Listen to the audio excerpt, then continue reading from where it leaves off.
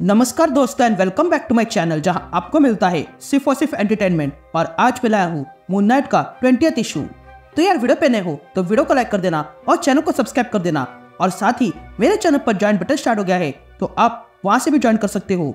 और उसी के साथ अब आप मुझसे व्हाट्सएप पर भी जुड़ सकते हो जिसका लिंक मैं आपको डिस्क्रिप्शन में दे दूंगा। तो यार पिछले इशू में आपने देखा कि मून नाइट और हंटर्स मून वाइब्रो के दिमाग में घुसते हैं ये जानने के लिए कि ब्लैक स्पेक्टर कौन है और वो क्या करने वाला है।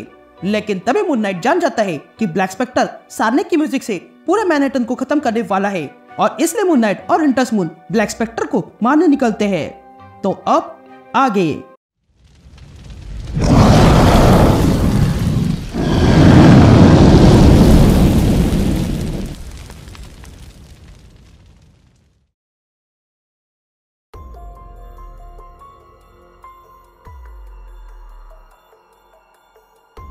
All right gang. तो इशू की शुरुआत में हम ओलंपस रूम देखते हैं जिसके बाहर मून नाइट, हंटर्स मून और टाइग्रा आ चुके थे। तभी मून नाइट कहता है कि आज या तो हम जीतेंगे या फिर पूरा ये शहर मर जाएगा, तो इसलिए हमें लड़ाई जीतनी होगी। ये कहते हम मून नाइट, हंटर्स मून और टाइग्रा को देखते हैं जो मून कॉप्टर में बैठकर आते हैं और इस मून कॉप्टर को 8 बॉल चला रहा था। तभी 8 बॉल मून कॉप्टर को ओलंपस के समीप लाता है, लेकिन तभी ब्लैक स्पेक्टर के गार्ड्स ये डिटेक्ट कर लेते हैं और मून कॉप्टर पे फायरिंग कर देते हैं। तभी ब्लैक स्पेक्टर का गार्ड मून कॉप्टर पे मिसाइल फायर कर देता है जिसके कारण मून कॉप्टर डैमेज होता है। पर 8 बॉल जैसे तैसे प्लेन को लैंड करवाने लगता है और फाइनली बिल्डिंग के अंदर लैंड करवाता है। तभी बाहर आते ही टाइग्रा सबसे पूछती है कि क्या सब लोग ठीक है, जिस पर हंटर्स मून कहता है मैं ठीक हूँ, लेकिन 8 बॉल कहता है नहीं मैं ठीक नहीं हूँ, मुझे लगता है कि मेरे हाथ की हड्डी टूट चुकी है। जिस पर मून नाइट 8 बॉल से कहता है कि तुमने अच्छा काम किया है 8 बॉल, तुमने हमें वही लाया जहां लाना चाहिए था, तो इसलिए तुम यही छुप के रहना जब तक कि सब शांत न हो जाए। जिस पर 8 बॉल मून नाइट से पूछता है मुझे कैसे पता चलेगा कि कब शांत होगा। जिस पर मून नाइट 8 बॉल से कहता है कि जब तुम यहाँ इस विंडो के बाहर ब्लैक स्पेक्टर को गिरता हुआ देखोगे तब समझ लेना कि सब कुछ शांत हो गया है। यह कहते हैं मून नाइट, हंटर्स मून और टाइग्रा आगे बढ़ते हैं। यहाँ सीन शिफ्ट होती है और हम कुछ देर पहले मून नाइट को देखते हैं जो अपनी टीम से कहता है कि यह है माउंट जहाँ पर ब्लैक स्पेक्टर है। यह कहते वे सब लोग माउंट की ओर देखते हैं।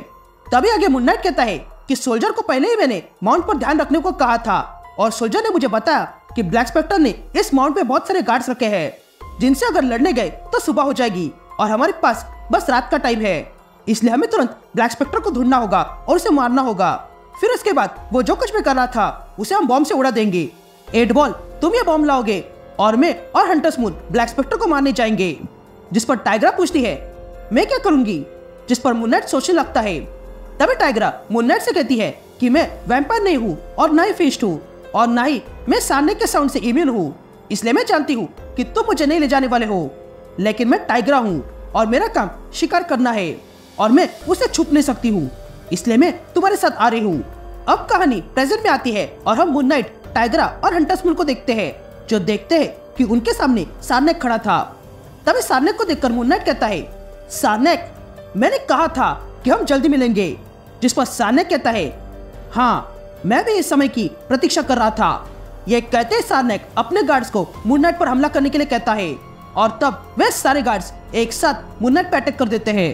तब ये देखकर हंटर्स मून नाइट से कहता है कि हमारे पास इसके लिए टाइम नहीं है, तुम लोग यहाँ से आगे बढ़ो, मैं इन्हें रोकता हूँ। यह कहते हुए मून नाइट और टाइग्रा आगे बढ़ते हैं। तभी जाते हुए मून नाइट कहता है मरना मत हंटर्स मून। जिस पर हंटर्स मून कहता है कि मेरे अंदर डर नहीं है, इसलिए अगर मैं मर गया तो मैं अपने भाई बहनों के साथ वही रहूंगा और वहां पर मैं तुम्हारी प्रतीक्षा करूंगा। यह कहते हंटर्स मून उन सारे गार्ड्स पर अटैक कर देता है। अब कहानी फिर से पीछे जाती है और हम मून नाइट को देखते हैं जो रीस से मिलने आया था। तभी रीस मून नाइट से कहती है कि मैं धुएं में परिवर्तित हो सकती हूँ और मैं इस सार्नेक के साउंड से इम्यून हूँ, लेकिन फिर भी तुम मुझे नहीं ले जा रहे हो। जिस पर मून नाइट कहता है हाँ क्योंकि तुम अब बच्ची हो। जिस पर रीस मून नाइट से कहती है कि तुम वहां मर सकते हो, मैं वहां रहूंगी तो मैं ये बदल सकती हूँ। जिस पर मून नाइट कहता है हाँ मैं जानता हूँ, पर मैं चाहता हूँ कि तुम यही रहो क्योंकि अगर मैं मर गया तो तुम्हें इस मिडनाइट मिशन को चलाना होगा। यह सुनते रीस चिल्लाती है। यहाँ प्रेजेंट में मून नाइट और टाइग्रा आगे बढ़ते हैं, लेकिन तभी टाइग्रा रुक जाती है और मून नाइट से कहती है मैंने यहाँ पर कुछ आवाज सुनी, मुझे लगता है कि मेरे पैरों के नीचे कुछ है, जिस पर मून नाइट कहता है मुझे नहीं लगता, जिस पर टाइग्रा कहती है मैं स्मेल कर सकती हूँ। यहाँ मेरे पैरों के नीचे RDX है। तभी मून नाइट अपने वेपन से टाइग्रा के पास की जमीन तोड़ देता है और कहता है कि अगर यहाँ बम है तो मैं इसे डिफ्यूज कर सकता हूँ। जिस पर टाइग्रा मून नाइट से पूछती है कि इसमें कितना टाइम जाएगा, जिस पर मून नाइट कहता है बस 1 मिनट। जिस पर टाइग्रा कहती है तुम झूठ बोल रहे हो, हमारे पास समय नहीं है, ब्लैक स्पेक्टर कभी भी अपना काम शुरू कर देगा। जिस पर मून नाइट कहता है कि मैं तुम्हें छोड़कर नहीं जाने वाला हूँ टाइग्रा। जिस पर टाइग्रा कहती है कि तुम्हें जाना होगा मार्क, क्योंकि अगर ये साउंड शुरू हो गया तो मैं यहाँ से हट जाऊंगी और फिर धमाका हो जाएगा। ये कहते हैं टाइग्रा मार्क को किस करती है और कहती है जाओ और इस सिटी को बचाओ, मैं यहाँ पर हूँ।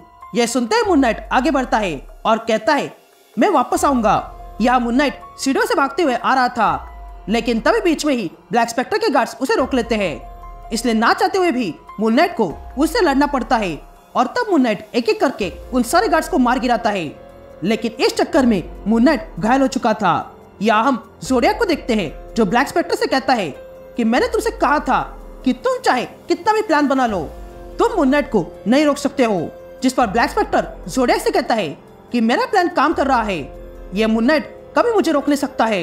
लेकिन तभी दरवाजा तोड़ के मून नाइट अंदर आता है और ब्लैक स्पेक्टर से कहता है मरने के लिए तैयार हो जाओ।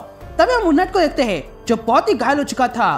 तभी मून नाइट को देखकर ब्लैक स्पेक्टर कहता है कि मुझे लगा नहीं था कि तुम ये कर पाओगे, लेकिन तुमने किया और इसके लिए मैं खुश हूँ, क्योंकि मैं अब अपने हाथों से तुम्हें मार सकता हूँ।